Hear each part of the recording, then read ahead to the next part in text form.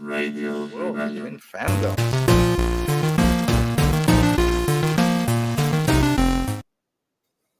Dun, dun, dun, dun, dun, dun, dun, dun, dun, Oti, I know dun, you dun. just said that I have to clarify for every Star Wars episode, every Star Wars show, if I loved it or liked it or Oh, whatever. So I'm gonna talk now about an episode that it's one of the greatest episodes I've seen of TV in a long, long time, and it was The Last of Us episode two, it wasn't the Through the well. Valley. The well was great. Through the Valley was a week ago.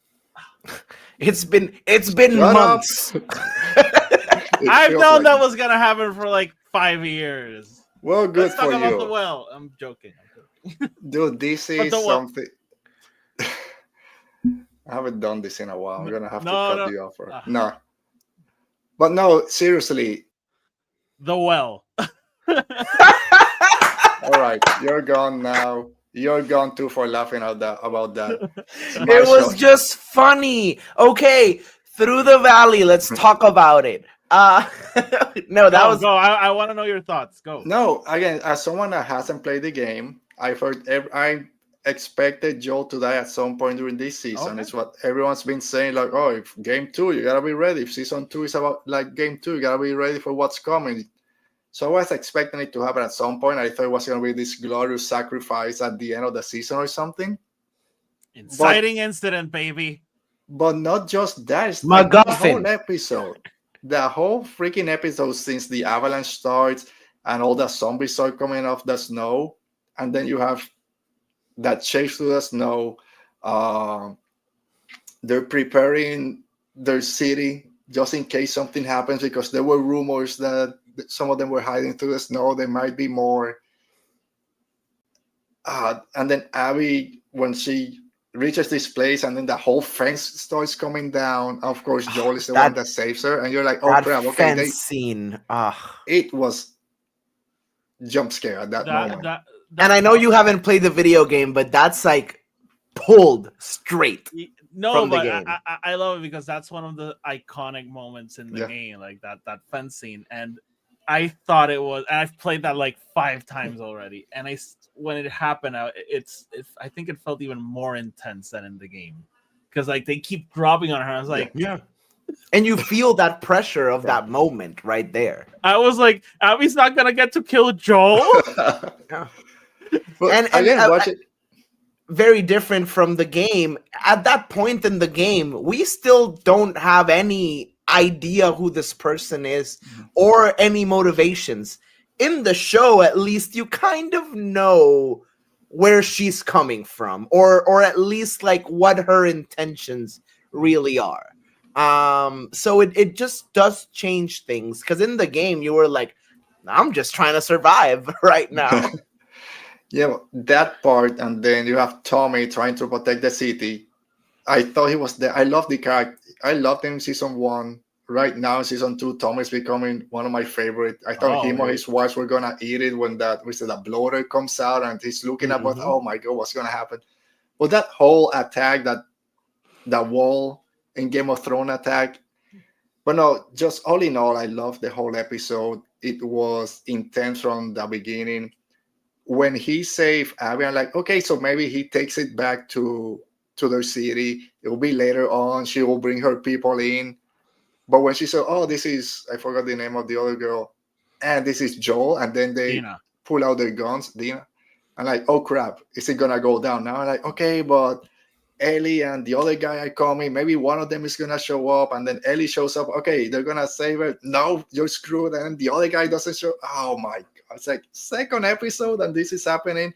Is Tommy going to die? Is the whole town gonna fail?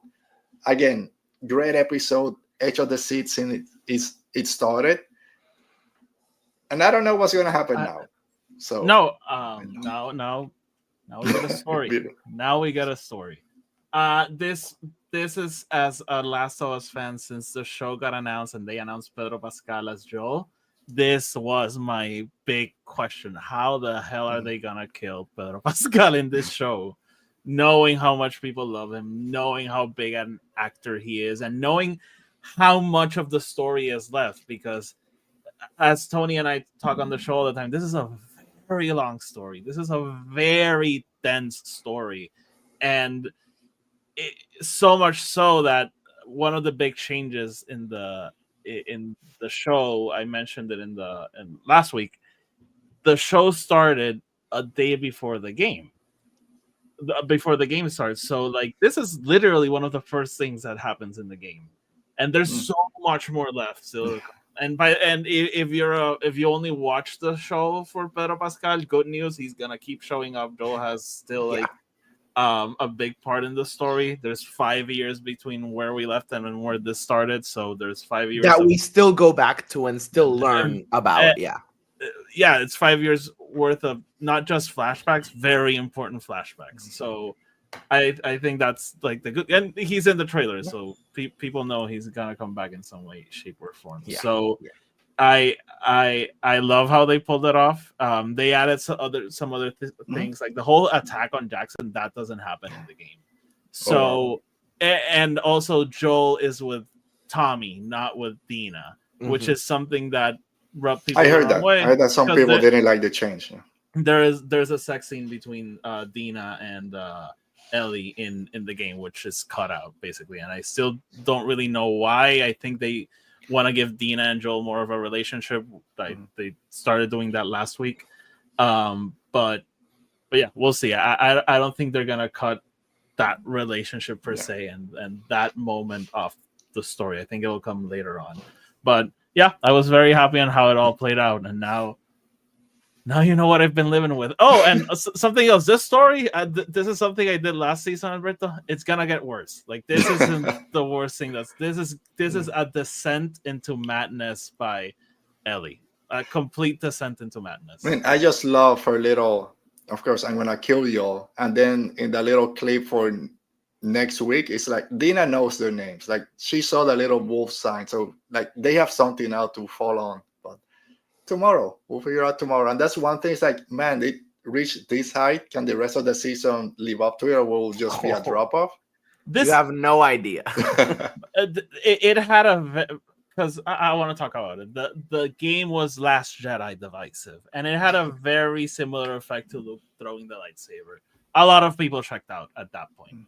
So I love what comes next. I love how the story evolves and where it takes us. It takes us to places I did not expect when playing it the first time, but I do love it. A lot of people hate it. I don't care, and I'm excited to see it play out again.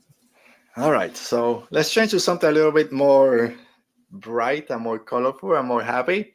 Doctor Who, Bluey. Sorry, not being the brightest one. The Well, aka Midnight Part 2. Dude, I've told you how I love my Doctor Who episode that take place just in a space station or a ship, just in one concentrated space. So I'm like, okay, this episode is built for me. It was going great. And when they made the Midnight Connection, I'm like, this is my favorite one so far. My favorite ones of the whole shooting out. Well, we'll see. But man, I love it. It's Doctor Who. Everything. Just love everything about this episode. The little campiness about it as they're going to this planet. Oh, who's your commanding officer? Oh, so and so. Oh, so I unwrap them.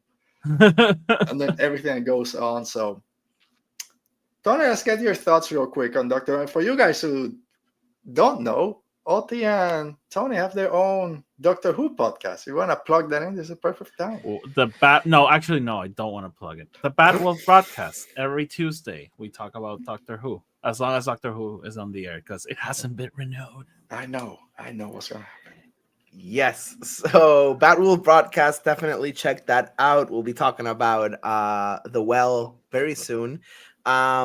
But no, it was an amazing episode. I thought it was really, really great, even without the connection to Midnight and how they got there. Like it gave me those like Impossible Planet vibes and like 42 vibes and like just all these really great space station episodes in Doctor Who. Ncuti and Belinda's relationship just keep growing right within the show and within their own arcs. And I thought it was great. I thought it was amazing. I loved how it was Doctor Who funny and quirky, but it was kind of like like horror Yeah. to, and it had that suspense and the whole like what's in my back thing. Like I thought it was great. I thought it was amazing, and just Russell T just unapologetically being like, I'll do whatever I want. Like, if I want to make another episode about something I did 20 years ago, I'm gonna do it. I was when they started making the Midnight Connection. I wish we got a scene of one of them just repeating the other one, trying to copy them, just to kind of bring it home a little bit more. But when I was watching it with my wife, she saw part of it. She's like, "This is better than the last Aliens movie." So, we would add that horror vibe. Was pretty cool when they do it in Doctor Who. But Oti, for you, quick thoughts on the well and everything happened. The monster is still alive, and Mrs. Flood was at the end as the leader of this. Yep. company Yeah. of soldiers. Dude, no, I love that. I love a good Doctor Who space station episode. So as you guys mentioned, like without the Midnight Connection, I would have still loved it. Again, the horror. I love when Doctor Who dives into horror elements. I think they don't do it enough, and it's great when they do it. But dude, I literally screamed when they revealed it. I just could not, because I loved it because I don't think it ruined anything from Midnight. I thought it was also great on its 2 feet. And Midnight is one of those episodes that I love because you never find out what happened. Yeah. It's just something that happens on a train and the Doctor has to move on, which is very hard for him. So bringing it back is tough because you could explain too much and ruin it. Oh, damn it, offside. So yeah, no, I was very happy with what they did and how it all connected back to that episode. I love it wasn't the same gimmick of they tried something different, and I thought it worked great. Yeah, we still don't know how the monster works. It's still out there. It will maybe come back in 20 years. I think the big lesson is stop digging to the center of the planet. There's no reason. Every time they go to the center of the planet, there's Satan's there waiting on the sun or wherever it was. Then we have these monsters here. Stop drilling. I wish that happens to the Empire in Gorman. I wish they just dig and then a devil comes out. I wish that's not. I mean, in a way, the devil comes out to kill everyone. Yeah. I do think. Do we think this has an attachment to the pantheon of the gods? Like, could this be like another one of these high-level villains? That would ruin it. That's what I was thinking. It was like, because that's what I thought it was gonna be like when he keeps asking, "Who are you? Who are you? Oh, you know my name. This is bad." You know.